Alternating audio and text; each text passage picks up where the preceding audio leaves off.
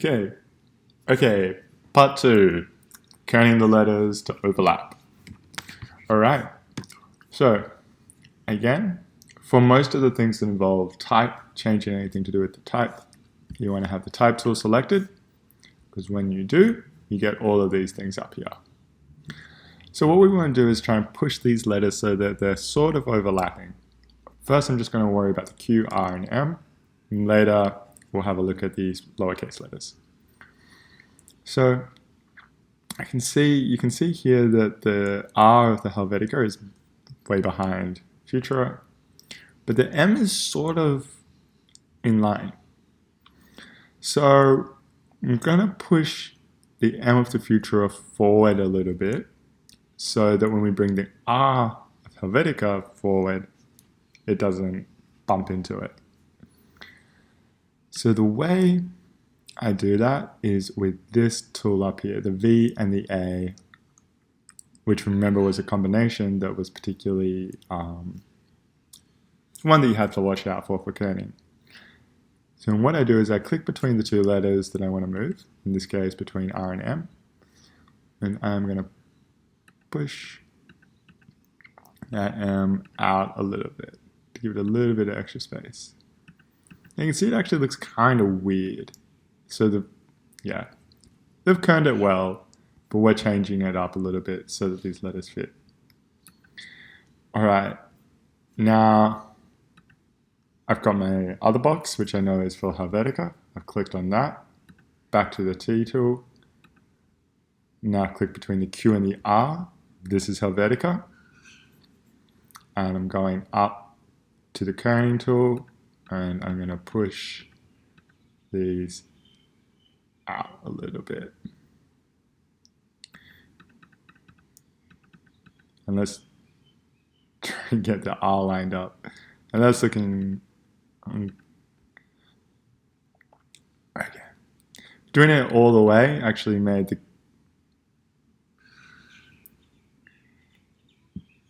I don't know. To me, that looks a little bit out of balance. So I'm going to bring it back a little bit.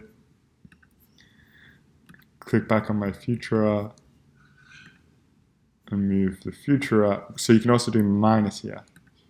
Move the Futura back a little bit. So you're going to move the M out a little bit more.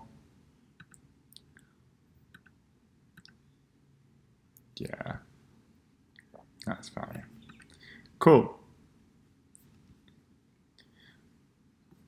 Maybe just get that R of the Helvetica up a little bit more. Yeah.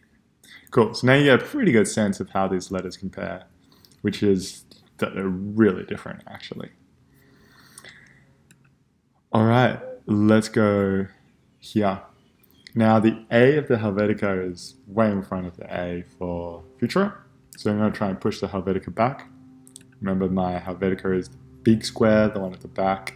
So I've selected that, gone to the T tool, clicked in front of the A, and I'm going to press up to push it back. And I'm going to get it in line with the Futura A, like that. And you can see now, actually, I kind of have everything else sort of in line. And I'm going to leave it like that. I'm not going to go line every letter up because I'm interested in how these actually don't line up as well. And I might write about that when I write my comparison. For the Q, R, and M, if you don't line them up, it looks weird and it just looks too hard to actually see the comparisons. But because these sort of already line up, it's fine. All right. Great. Once we've got to that stage, what you want to do firstly is write the word Futura in Futura, medium, and then we go 16, and Futura is the blue one, so I change it to blue.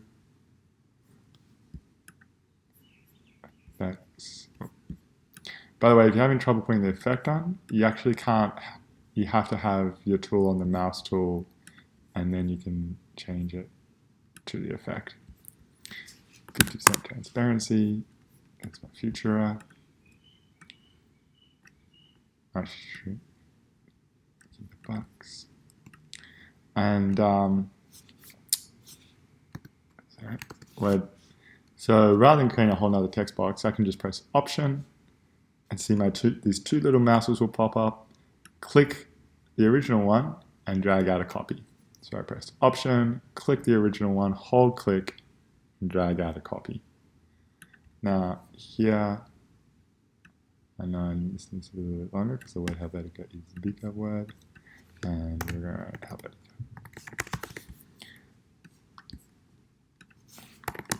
Helvetica new medium. And this one we want to be that and 20%.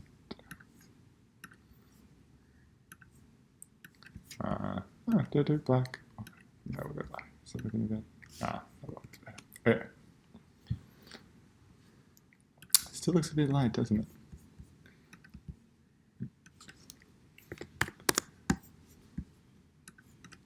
Okay. Great. Now you can start adding the things that you notice. So the way to do that with the line tool, press Shift to make something perfectly straight. If I don't press Shift, I can drag it wonky. I can be at an angle. If I press Shift, it'll be perfectly straight. I'm going to go up here and give it a thickness. 0.5 is pretty good. And then we can change the end of it to be an arrow by going to this section here that says Start, End, and selecting an arrow. Oh, I did it the wrong way. That's fine. Just spin it around. Or you change it there as well. Cool. Then you can add another type box.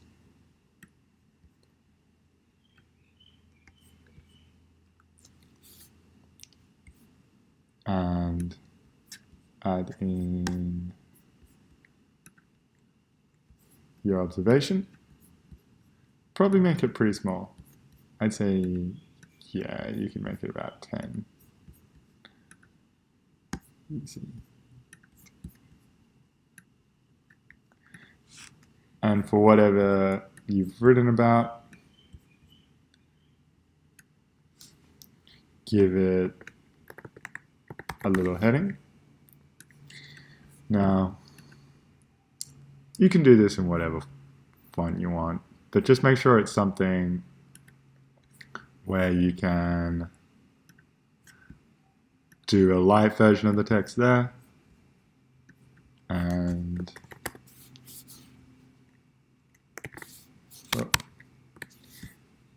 do a heavier version of the text there so that it looks like it's a heading.